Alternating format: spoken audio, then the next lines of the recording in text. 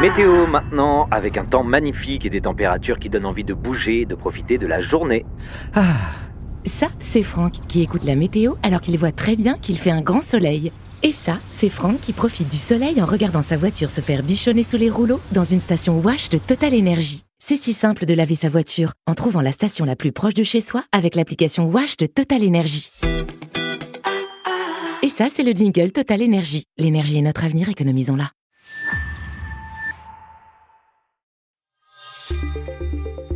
« 240 secondes enquête. 120 secondes de plus pour approfondir un dossier exclusif de Capital. » Ce week-end, 240 secondes enquête se penche sur la problématique du surtourisme. Villages surfréquentés, plages bondées, files d'attente interminables. On ne compte plus les destinations croulant sous les flots de touristes. Et les dégâts du tourisme de masse se font douloureusement sentir, avec des prix de l'immobilier qui explosent ou les impacts sur l'environnement. Capital a enquêté.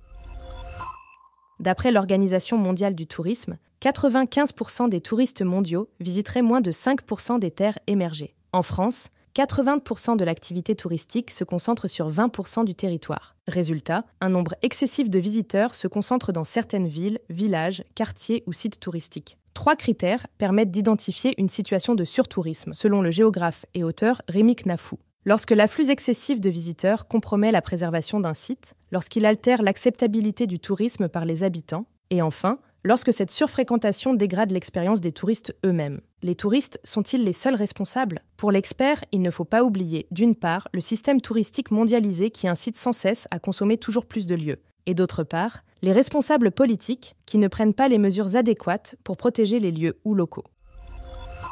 Barcelone représente un cas d'école en matière de touristification, d'après Rémi Knafou. Les Jeux Olympiques de 1992 ont marqué un tournant dans l'aménagement urbain. Les autorités ont repensé l'espace pour relier le centre historique au front de mer. Une initiative qui a stimulé le tourisme et a entraîné une hausse des loyers qui exclut progressivement les habitants locaux. Depuis quelques années, la cité catalane tente de réguler au maximum l'afflux touristique dont elle est victime, comme avec l'interdiction des locations Airbnb d'ici 2029. À Venise aussi, le surtourisme a entraîné une envolée des prix de l'immobilier. Il est beaucoup plus rémunérateur pour les habitants de louer à des touristes que de louer aux locaux. Constat qui peut du reste être élargi à toutes les villes à forte dimension touristique, détaille Rémi Knafou. Une étude a calculé cet impact pour la Corse. Une augmentation de 10% du nombre de logements proposés sur Airbnb entraîne en moyenne une hausse de 1,48% des prix immobiliers sur l'île de Beauté, explique le spécialiste Giannoni Sauveur.